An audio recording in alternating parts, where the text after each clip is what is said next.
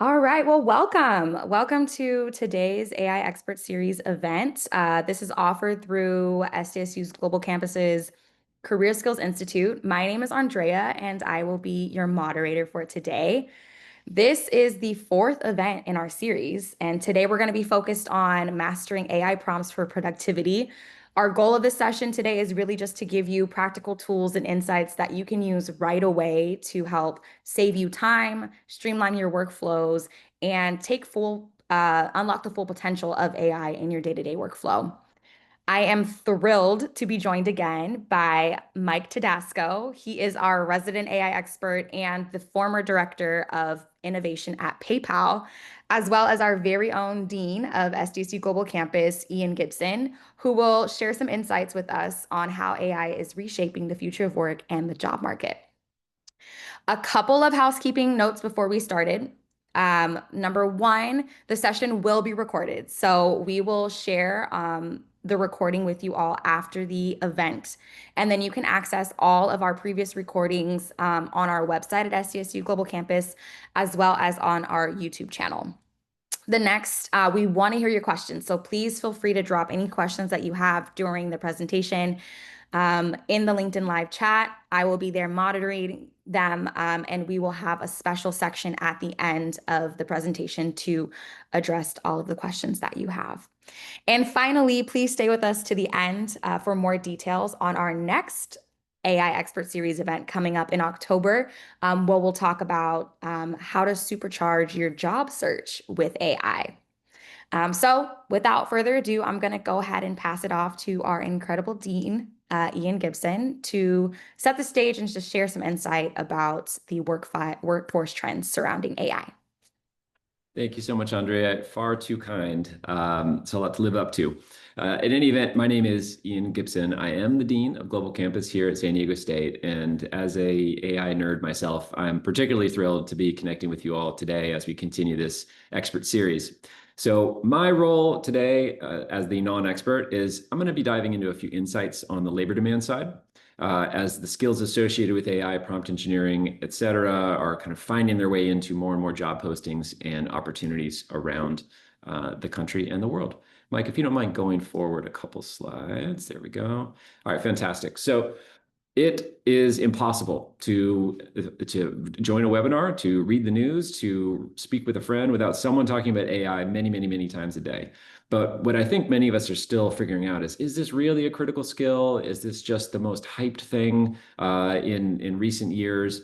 Well, Microsoft and LinkedIn paired up to conduct a study last year to better understand from the business community's perspective what's really going on when it comes to some of these skills.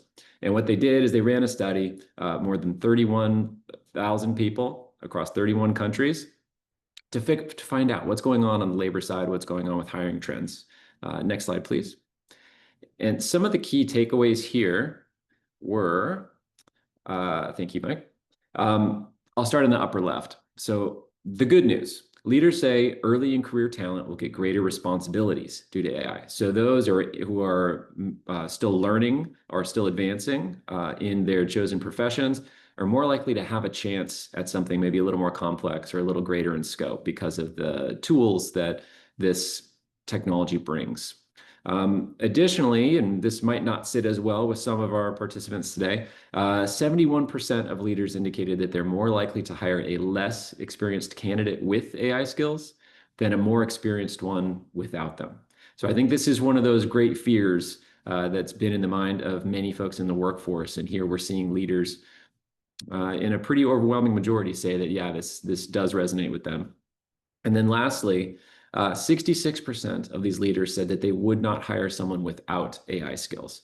So a very strong endorsement for the importance of these skills in the business community going forward. And again, this came from that study in 2024. So I think what stands to reason is this is an evolving and very dynamic issue for us in the business community.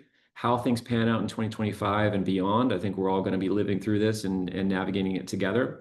But I was trying to figure out what would be the best measure for us to see in the last 12-month period or so. How have these skills actually surfaced in the business community? Next slide, please. So as a proxy for that, I used a tool called Lightcast to search across millions and millions of job posts over the last 12 months.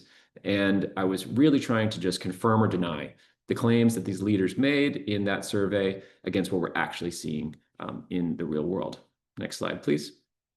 So here, of all of the job postings in the US, which there's close to 10 million in any given year, only 66,000, or sorry, 16,000 of these posts actually included the phrase prompt engineering as a skill that they were searching for. And the unique, or importantly, I would say this wasn't concentrated in a very small number of employers. It was pretty broad, actually, close to 3,000 employers, including this term in those job posts. Next slide, please. There we go. So while the absolute number, 16,000, it might not be overwhelming at this point in terms of its relative volume to the number of job posts in the US, what is undeniable is that this trend is increasing and it's increasing steeply. So what you can see here is, call it mid-2022, there was effectively zero mention of prompt engineering in any job post in the US. And we can see now that this is steeply climbing up and to the right. Stands to reason, fast forward a couple of years, and this will probably surpass 8,000, 10,000, 20,000. Who knows when this curve is going to stop? But the trend is very, very clear and very, very strong. Next slide, please. And for those of us who are part of the SDSU community, or just maybe more broadly the San Diego or Southern California community, pleased to see that California is a leader here, as in many ways. So of those job postings we just saw, the largest region in terms of volume was by far California, followed by Texas, then New York. So if you happen to be a Californian or are looking for employment in California, this is the right place if you are looking to flex those prompt engineering skills. Next slide, please. So that's really all I wanted to share. I want to get out of the way so we can learn more from our expert. But I'll first just reiterate what Andres shared in the beginning, that San Diego State's Career Skills Institute is exactly the place to come for this kind of relevant information about what's going on in the job market, what are the skills that we need not only to be hired today, but to be prepared for tomorrow. And with that said, it's my pleasure to introduce today's expert, Mike Tedasco. In addition to his years of service at PayPal that were mentioned before, he's also a visiting fellow at the James C. Red Brown Center for Artificial Intelligence here at SDSU, where he mentors students, champions innovative research, and is deeply committed to thought leadership on using AI to positively impact our communities and society. And with that, Mike, the floor is yours. Ian, thank you. And thank you all for coming to this webinar. Thanks everyone for being here on LinkedIn. It's good to be here with you on a beautiful, beautiful Friday here. We're going to do this for the next 50 minutes. We're going to have a nice little discussion. As Ian said, like these AI tools are completely changing how we work, completely changing how we live even. And we're just at the beginning stages of this. And it is really important for everyone out there to understand how to work and how to kind of manipulate these models. The beautiful thing about generative AI, about ChatGPT and Claude and Gemini and all these tools that we know and are aware of, or at least have heard of today, is that you don't have to be an engineer to use them. That's the thing that has separated this current wave of AI that we're going through right now versus all the other waves that we've seen over the last 70 years. And that's what makes this thing different. And there are ways to work more effectively with these tools, and that's what we're going to talk about today, just how to prompt better. Now, as part of it, I will say for anybody who is out there listening and doing this, there is a chat window. And if you got any questions, like just please drop a question in. I really want to have ample time for question and discussion at the end. I'm a person who loves to do these things in the flesh, to actually have students raising their hands and so forth to be able to do that. A little bit hard to do that on LinkedIn Live, but the chat on there is about as close as we can get. So don't hesitate to ask questions about prompting, AI, whatever the heck it's in your mind. You could ask about mouth taping, which is, I guess, something we talked about last time when we were out here, as Ian reminded me, if you really want to go down that path. But with that said, let's dive in here. So I was actually not able to find an actual resource for this. So I use ChatGPT's image generation to make a reasonable mock-up of what this was. But if you go back to the early days of my career, you would actually see on job posting websites, just like what Ian had showed before, that using Google was a skill that employers look for. I'm not making this up. It's just hard to find old job postings, is what it was. Um, Trust me, real ones existed back then. It was a real skill. Now, you don't see that so much. Why? Well, it's not because of AI or anything else. It's because using Google and Googling stuff is so ubiquitous today that it is just assumed that you know how to do that as an employee for whatever job it is that you're hiring for. So you don't even put that on there. And I give this as an example where, yes, I think today we are seeing an increase in prompt engineering jobs and parts of job descriptions. But actually, my personal belief is I don't think we're too far away from it being a skill like Google, where if you don't, they're not, employers are just going to assume if you're looking for a job in whatever field in the age of AI, you need to know how to do this. And it's going to be so much to the point where, like, if in 2015 you were in a job and you didn't know how to use Google, it would have been like, what, really? Um, I mean, it just kind of comes with the territory. Yeah, everybody in a workplace who knows how to use a computer, knows how to use a keyboard, knows how to do all this. That is what prompt engineering is going to be. Now, we're not there yet. We're not. And there's time for you to learn. There's time for you to get better. Um, and, attending this free seminar is step one. The real way for you to get better and to learn how to do this is a quote from Reid Hoffman. Reid, one of the founders of LinkedIn, recently said this quote, that 10,000 prompts is the new 10,000 hours. This, of course, is referring to the famous study by Anders Ericsson, popularized by Malcolm Gladwell, where, like, to be expert in anything, you just need to work at it for 10,000 hours and you'll get there. That is what the world of prompting is. I'm going to give you tips and tricks and, some things. I'm going to show you a couple of examples, all that kind of stuff today. But how do you actually get good with this stuff? You do it. You try stuff that doesn't work. You iterate again and again and again. 10,000 prompts is the new 10,000 hours. I just love that quote. And it's, that's when you get your level of expertise. That's when you could start giving these webinars and teaching people on it when you get to whatever that level is. And ultimately, you just got to get in the tool. And look, whether it's actually 10,000 prompts, who the heck knows?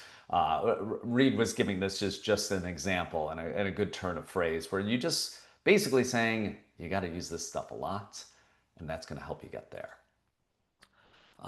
And the one thing that I will say in all of this is my own quote. And by the way, everything you see in here is AI generated. That's not actually me. That was me using, I always list the tools on the bottom, using Gemini and having me as an old school professor.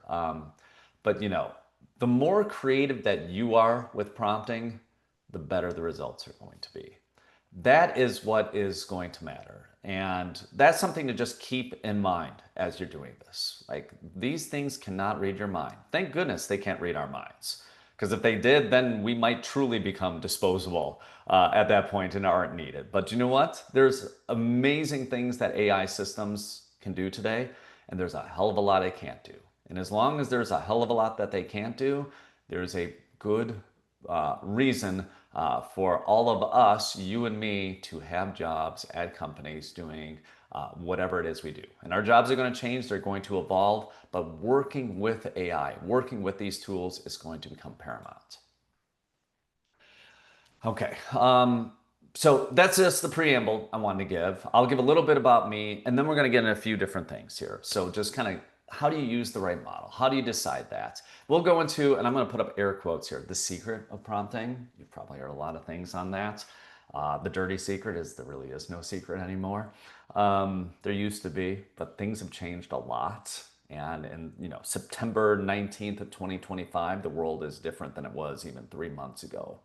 And we're going to talk about that. We're going to get into the meta prompting, not in Meta the company, but prompting using prompt using large language models to generate prompts for you. And that's actually an extremely effective technique.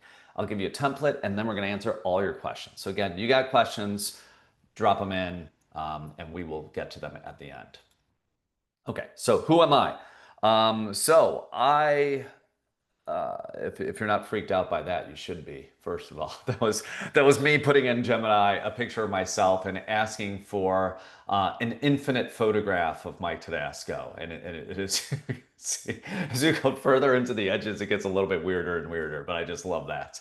Um, Look, I spent 11 years at PayPal. Was at a startup before that. Was running innovation in my time there, doing a lot with machine learning and other things in my time there. I write and I obsess about all things AI. And yes, I'm at San Diego State's AI Center where I get to do a lot of cool things. And if you're really interested, I happen to have a little blog on LinkedIn, totally free, talk about AI stuff in very plain terms. Anybody can check that out if they so desire.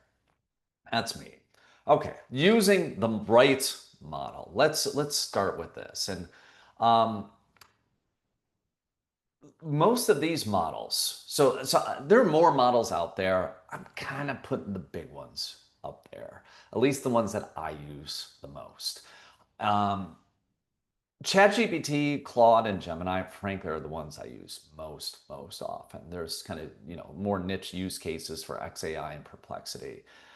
Um, One of the things that I will say is like there's so much out there in the media about like, oh, this model is better than this, or this one has, better benchmark scores for doing whatever it might be. Honestly, all of these things are pretty damn good. And the only way to really figure out what's the best model for you to do what you need is to just put in those 10,000 hours or those 10,000 prompts, I should say. It just takes time. It takes effort.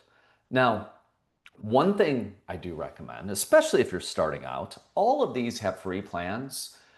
One of the things that you can do is when you're starting and you're not sure, hey, which model is better? Should I use Gemini or should I use Claude or whatever? Especially if you're doing it on a laptop or desktop, this is really, really easy to do.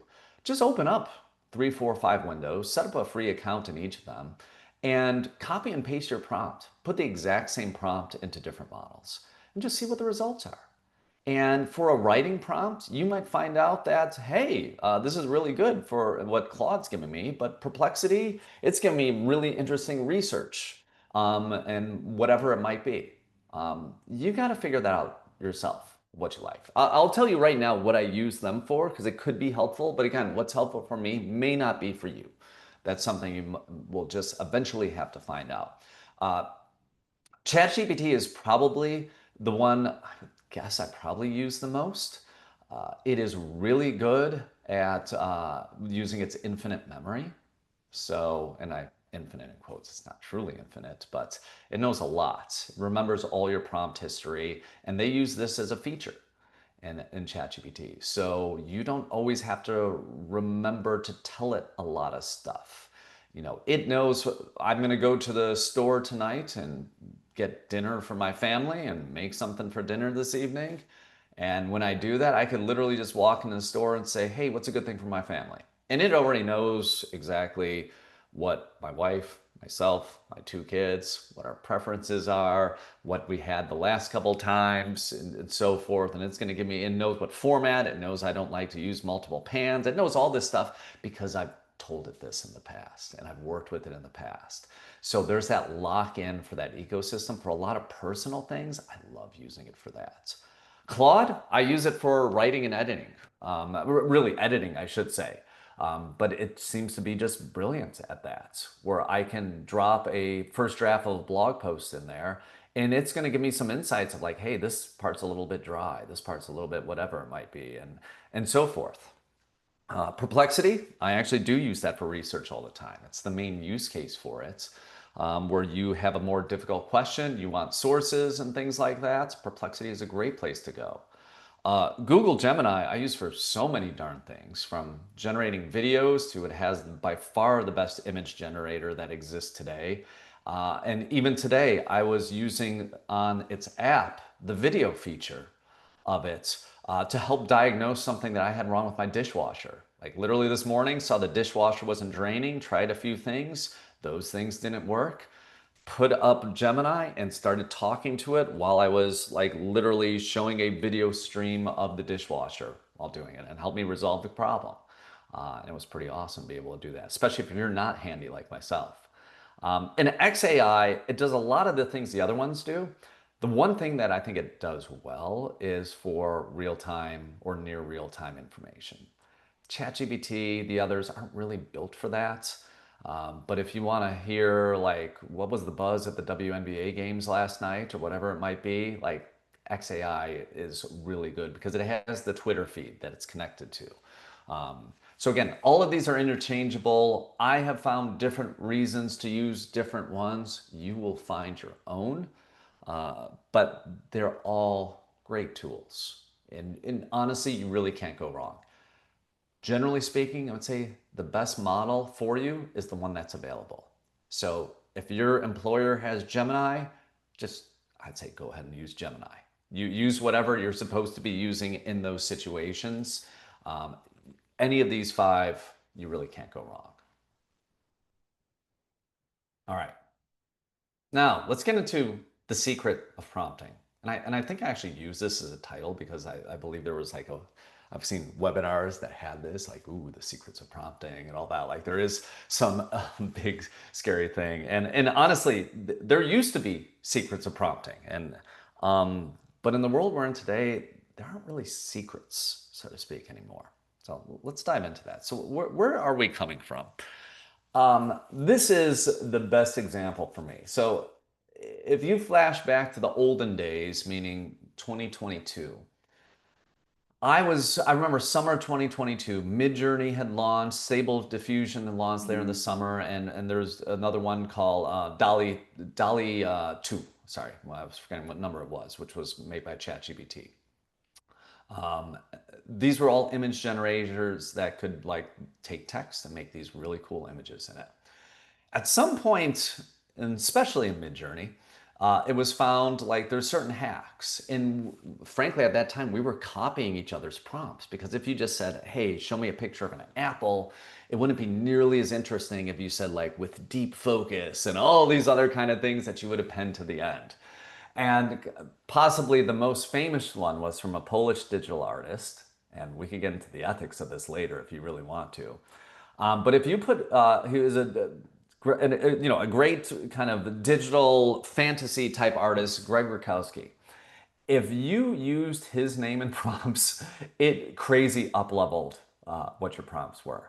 And so this became like one of the secrets, so to speak, of prompting. You just throw Greg Rakowski's name in there and you get this. This was actually a website I pulled like a week ago. So people are actually still using this poor man's name with no compensation to Rakowski to get better prompts, as you could see here.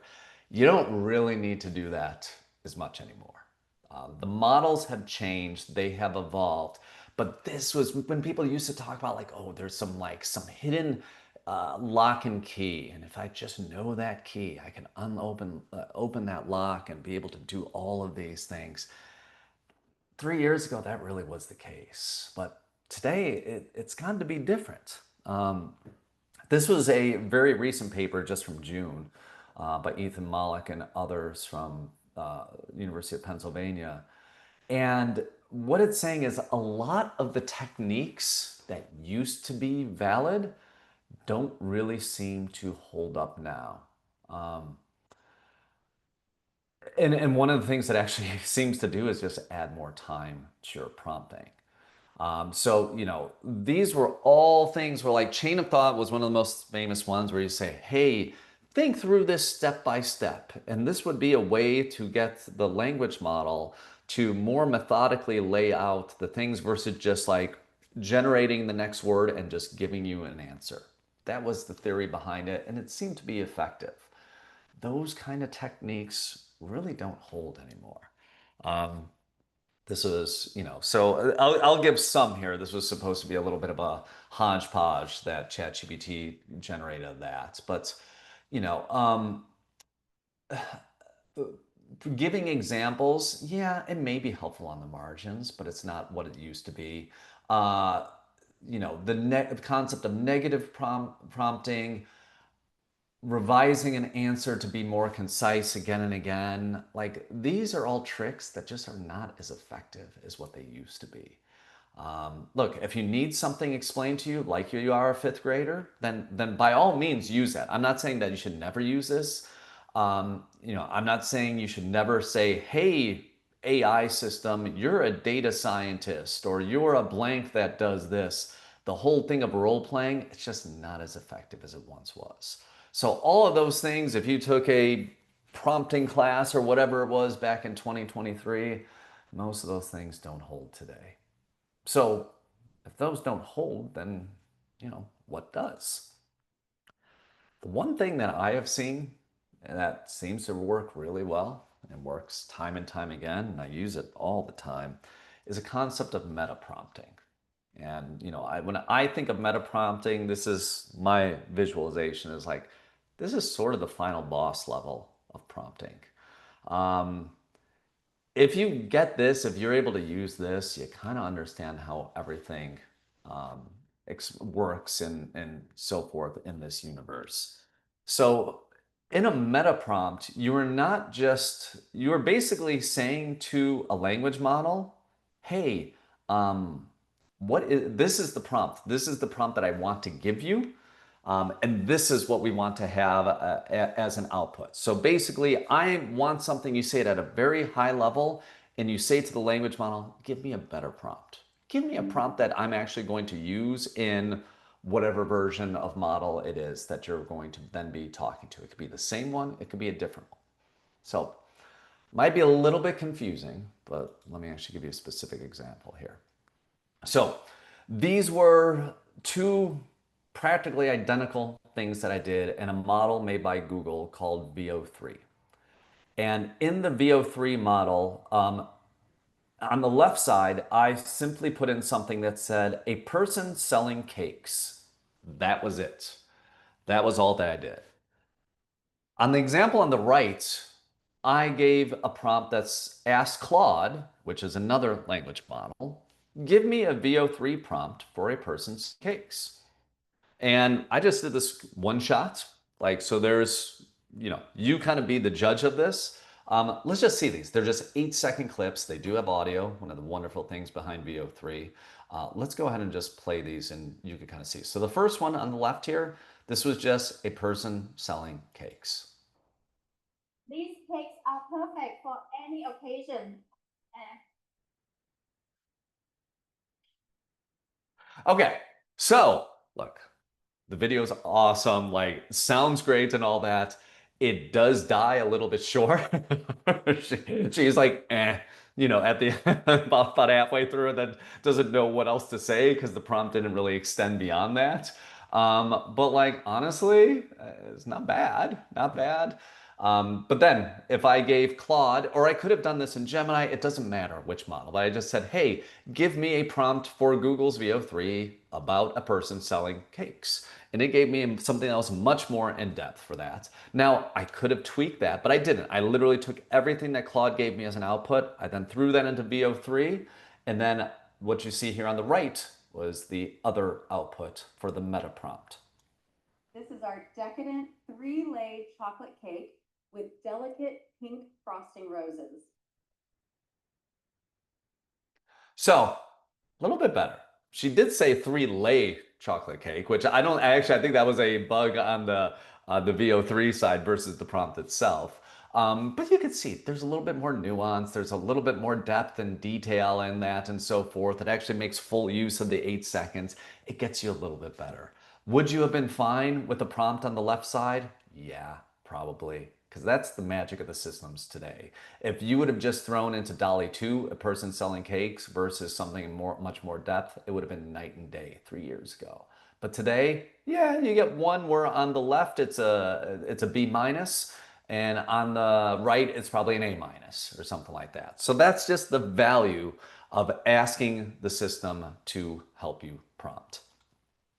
And so with that, why not? Let's actually do this here. So I'm gonna just, it's gonna take you already saw a video, and let's actually try and do this live here. So I am going to open up, and again, you could do this out of any single model that you want to.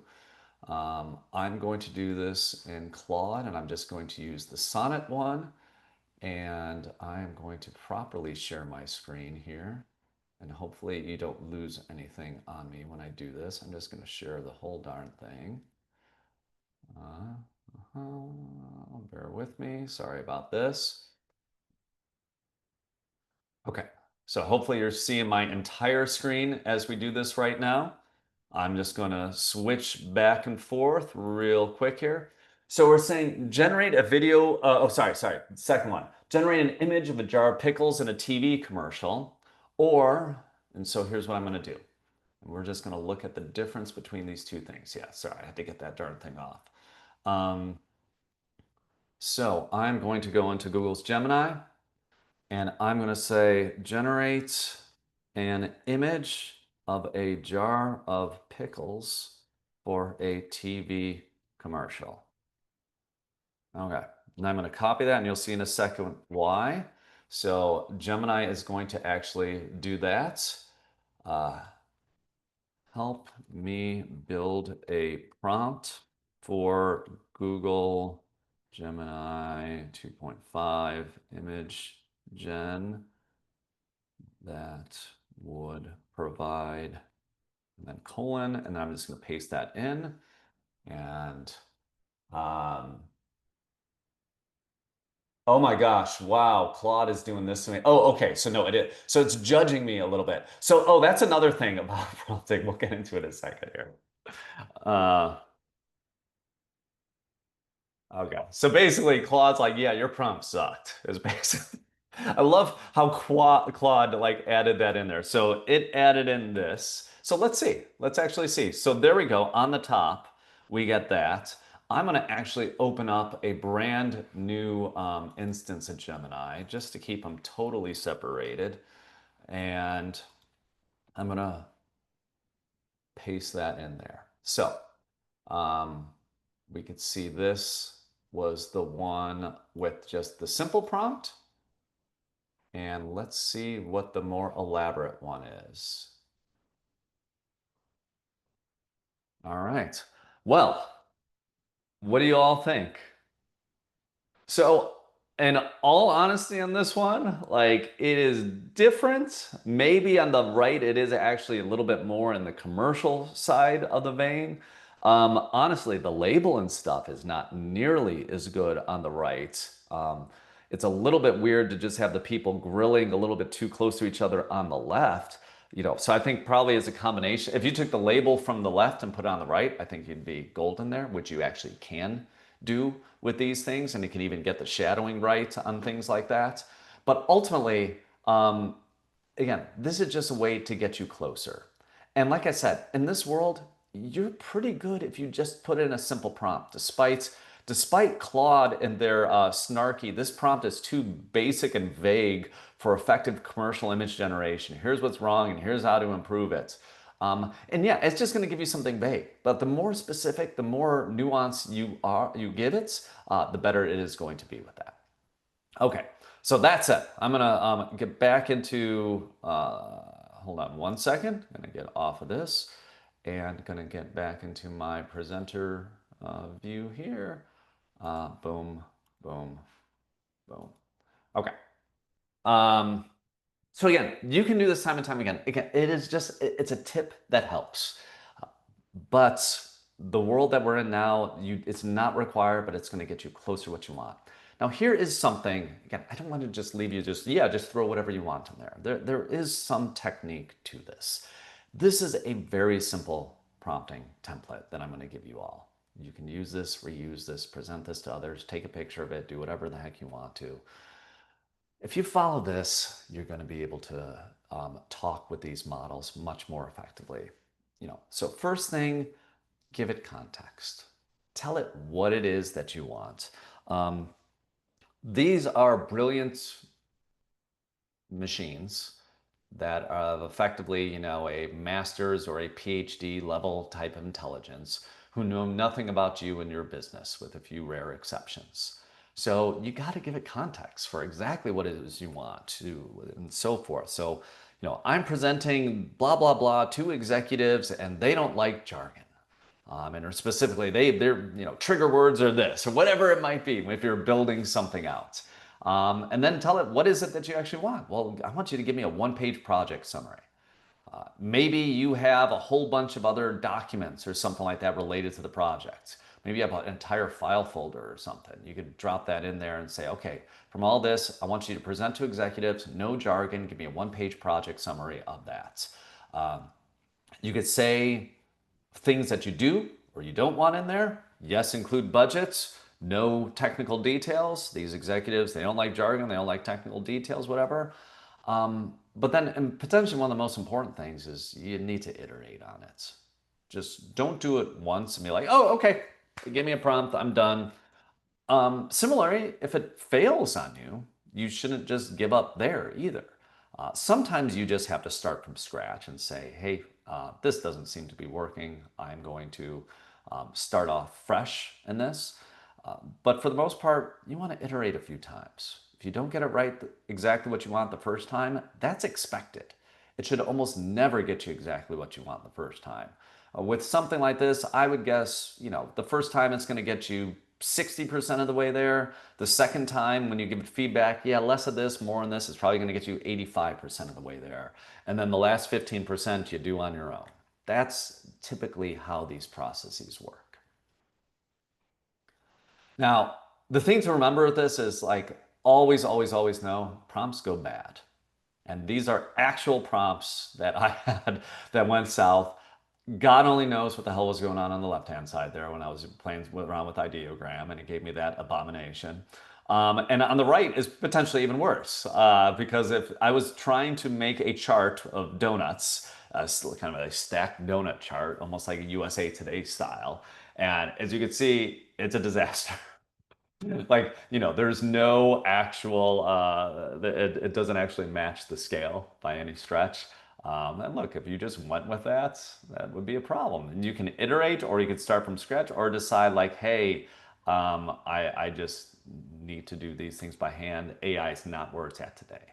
And the thing to remember with AI is, just because it can't do something today, it doesn't mean it can't do something tomorrow. This is constantly evolving and constantly changing.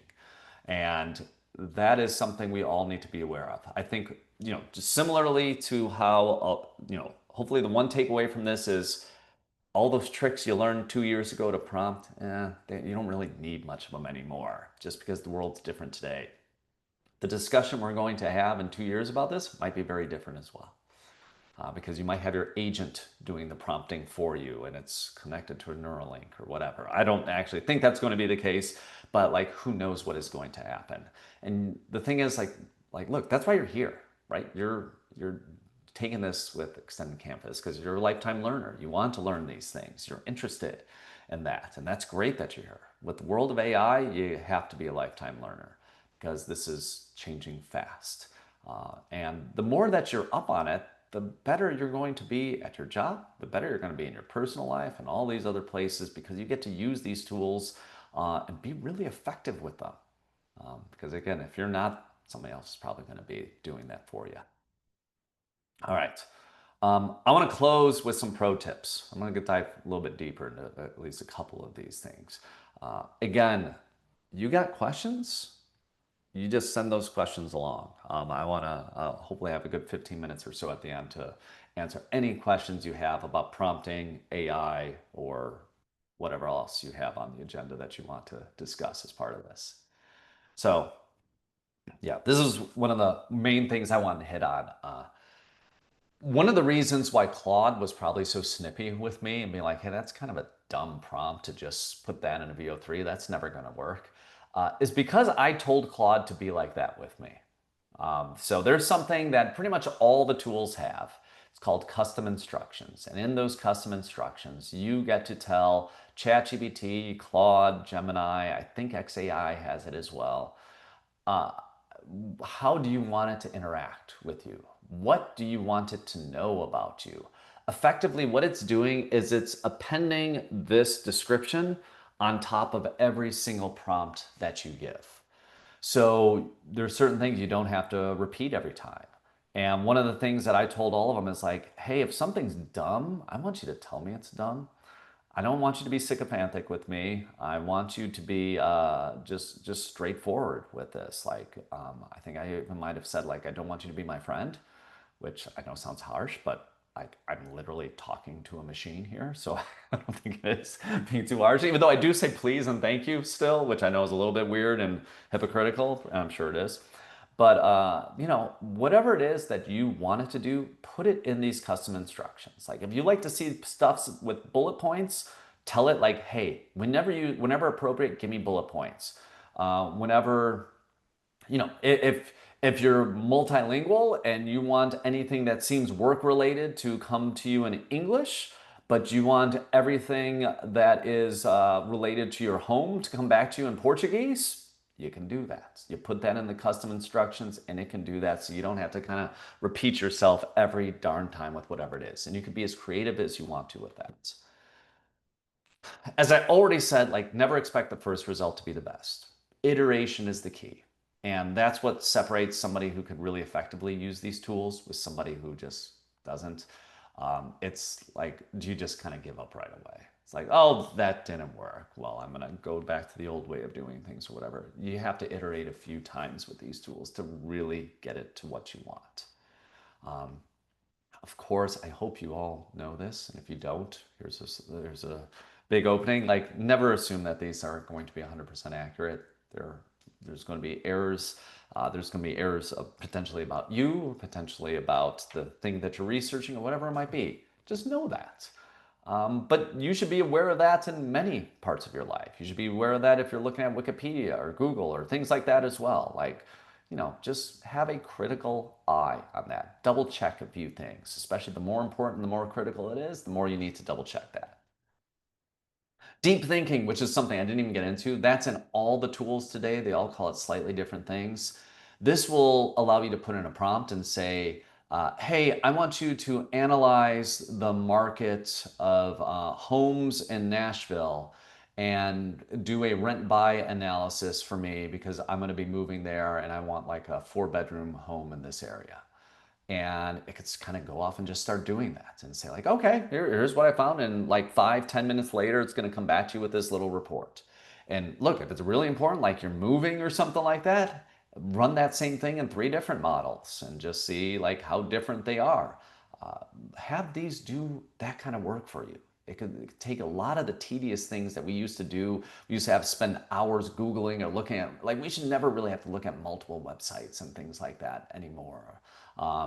These tools are great for bringing things like that together.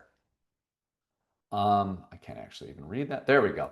Be clear about what you do want and what you don't want. The more explicit, the more clear you are about that, the better the models are going to be at actually following that behavior. They don't get nuanced well all the time.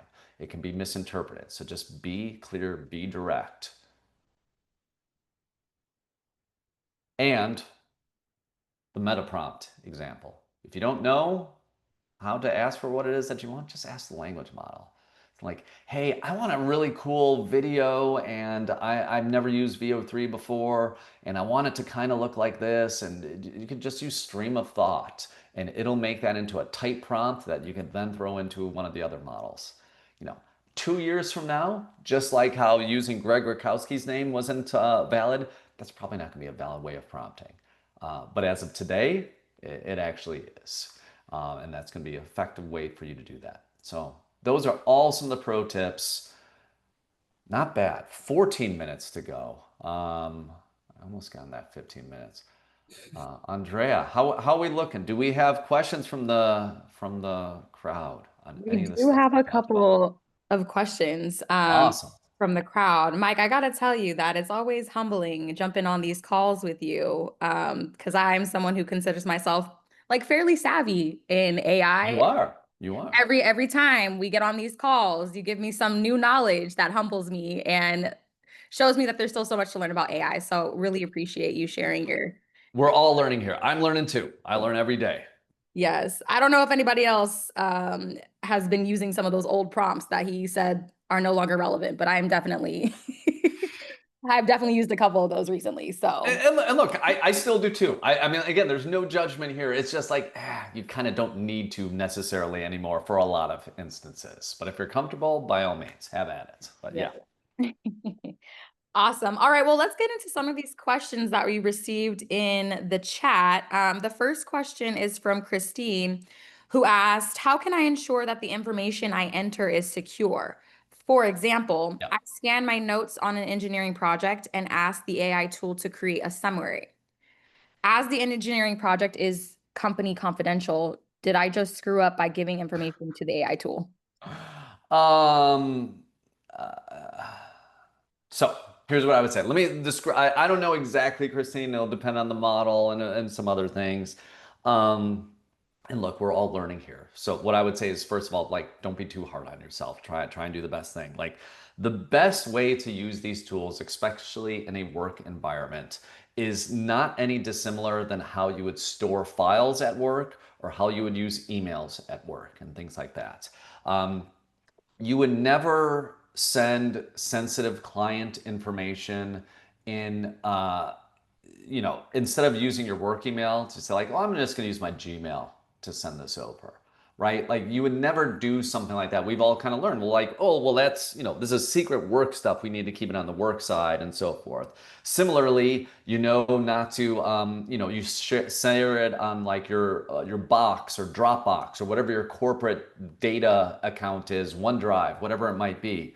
You would store it there versus like, storing it in a file at home. Same kind of thing going here. So like the short answer is hopefully your employer has an enterprise AI account. This could be Copilot. This could be any of them I talked about before. Claude, ChatGPT, Gemini, they all have these things. If you are using those approved enterprise accounts, they are built for the situations exactly like what you're describing. And that's why one of the first things I do when I talk to companies about AI stuff is like, you need to get these enterprise accounts. Because if you're not, all of your employees are just going to go off on their own and use these other tools to do that. So that is the best case scenario.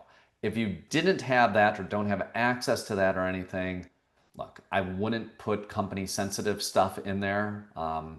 Is there potential for leakage? Yes. Is it small? Yes. But still, it's not something that you want to do. I guess if you're tech savvy enough, you could download Llama or DeepSeek or something like that and run it locally on a machine where it wouldn't actually have to call out and it's literally just running on your device. That is possible today, but the best case is just use the enterprise version. But look, we've all made mistakes in this. Don't be too hard on yourself is ultimately what I would say. But if you don't have an enterprise thing, like ask your boss, be like, hey, like this is gonna it's for 20 bucks a month. Like we need to get this for our company because you and everyone else are already using these like ChatGPT personal and all this other stuff. You got to get an enterprise account. Thank you, Mike. Yeah. All right, we have another question from David, and he was asking, when high-end AI experts refer to AIs, are they basically referring to any AI platform or something more esoteric? So AI as a definition is encompassing a lot of other computing techniques. It has become the shorthand for large language models. And large language models is very much a subset of like deep learning and like, I mean, it's kind of a subset of a subset, but like all the attention and so forth has gone into that. So even when I refer to AI, often I'm using that term interchangeably with large language models, which is ChatGPT, Gemini, all the things I just showed you here today. Those are large language models. That is actually, it's not synonymous. So I guess to answer your question, experts in the field, yeah, there's nuance and there's a different definition, but I think it's so commonplace that even experts will sometimes just refer to language models as being an AI almost interchangeably when language models is just a subset. Hope I answered that correctly. or how you were hoping it to be answered. Yes, and you also answered another one of the questions, which was what does LLM stand for? So, Ah, yeah, large language model is what an LLM stands for. I apologize for not doing that. So, yeah, so basically all of these things, like, look, this is how it's built. Let me give you 30 seconds of large language model 101 for anybody who's like just kind of coming into this. Um, and I usually show slides when I'm giving this to students. But basically, if you went back to 2010, there was, and you were typing on your iPhone, there was this great thing that a company called SwiftKey introduced called next word prediction. So no more like it would actually say, I'm going to the park, and then it'll say and or he or whatever it would, and it's going to actually predict the next word. How did it do that? It was looking at all this data and like literally just looking at patterns in the data and saying, ah, that's what the next word is going to be. Technology's changed a little, but for the most part, it's pretty similar to the experience you had back then where it's predicting the next word. It's not only predicting the next word, it's kind of predicting the next 5,000 words in succession. And it's trained on all of this data, basically everything that's ever been on the internet, and it's making a prediction off of that. And that is what these models are effectively doing. There is nothing more than that. It seems magical, but it's truly mathematical. It's probabilities based on words' relationship to others and how often they appear. And that's what a large language model does. wonderful.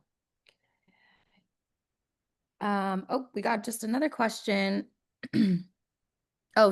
Thomas asked, what is the difference between paid and free models? Ah, yeah. Well, Thomas, a good question. And I'll give you some tips as well. And by the way, yeah, folks, drop questions in there if you got any, please.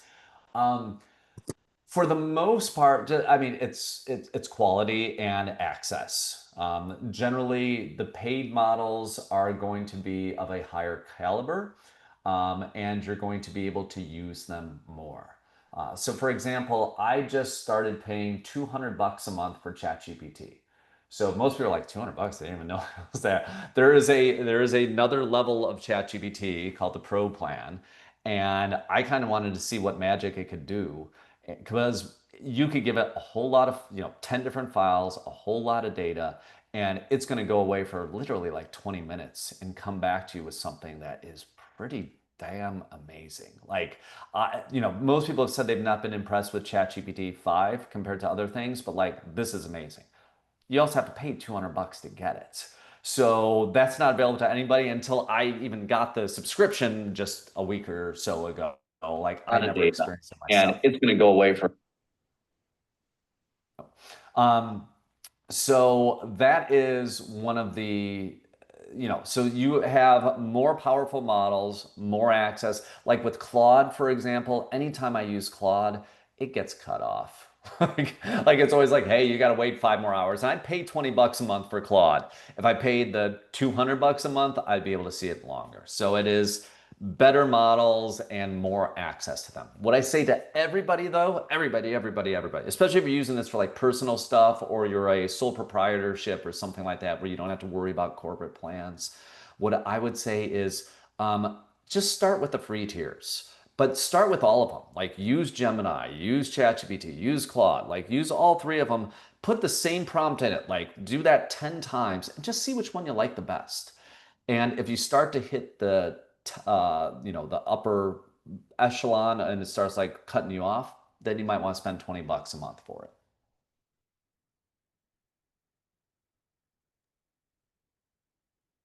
Awesome. Thanks, Mike. Okay, we actually have a few more questions in the chat. Cool. Looks like we have a few more minutes, so we'll go through them.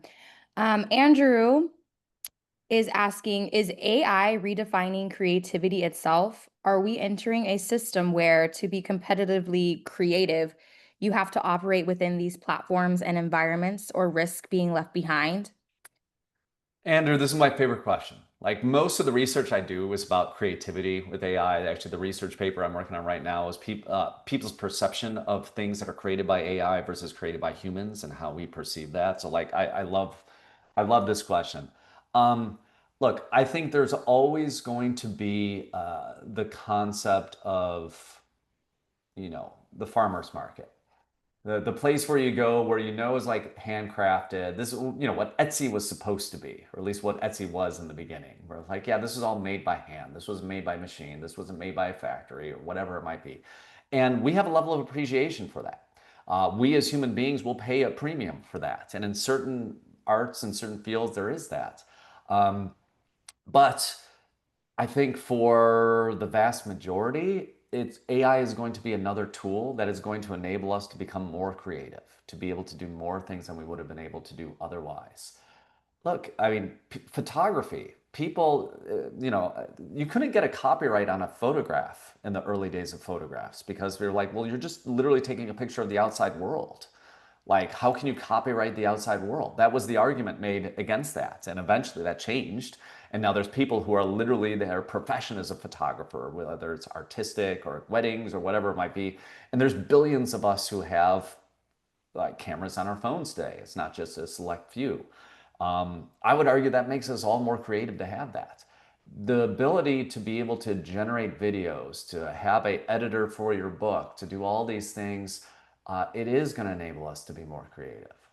And it's going to give us more opportunity to be able to tell our own personal stories.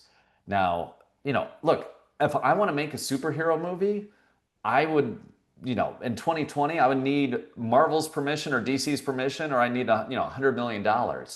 Um, Realistically, about a year from now, I bet you I can make one for a couple $1,000. And as long as I just share it with me and my friends, and I could probably use the other IP if it's for my own consumption, you can do that. You wouldn't have been able to do that before. And that's like an unlock that you've never had in this world before. It's going to enable people to be so much more creative. So thank you for asking about that, Andrew. Mhm. Awesome. All right, we have a couple more questions in the chat that we'll try to get through. Yeah. Christine was asking, when I ask AI to search for information, I never see the ads on the source websites or I'm asked to donate or subscribe. How are the information generators who are creating websites making money? And am I missing something important since I didn't have the opportunity to pay for what I may consider a higher information source?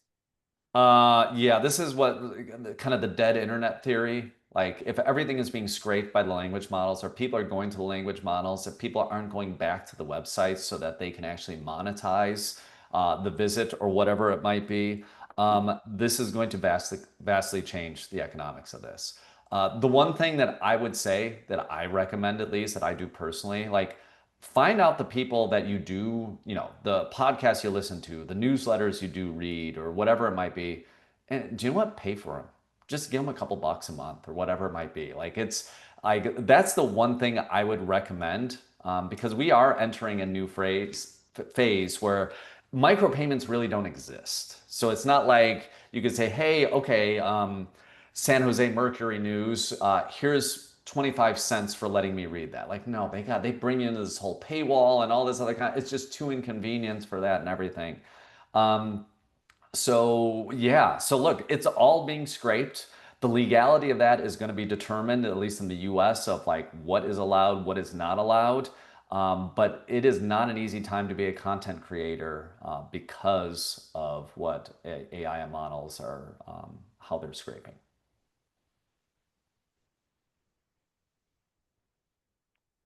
All right. Well, thank you. That was so much to learn. And it always feels like these sessions breeze by, but we are at the 1 o'clock Oh yeah, we are. mark, everyone.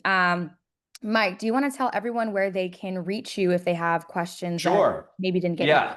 Yeah. If I didn't get to you, just LinkedIn, Mike Tedasco, you should be able to find me pretty easily there. Just send me a direct message or post in here and I'll do my best to respond to any questions that you have or answer anything that you folks have. I want to be here as a resource to help you all. Beautiful. All right. And then if you want to flip to the last slide, Mike, before you all jump off, we do have another expert series event coming up on in October. This event will be focused specifically on how to supercharge your job search with AI. So if you are on the hunt for a new job, this will give you some really cool tips and tricks on how to hack AI to help you with your job search. So it's going to be on Friday, October 24th, 12 p.m.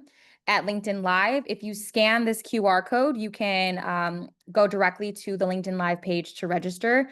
Otherwise, you can RSVP via the URL gc.sdsu.edu/expert-series. We thank you so much for your time, Mike and Ian. We always, as always, thank you for your insights. We hope that you all have learned something new today. I know I certainly have. And we look forward to seeing you for the next one. So thank you, everyone.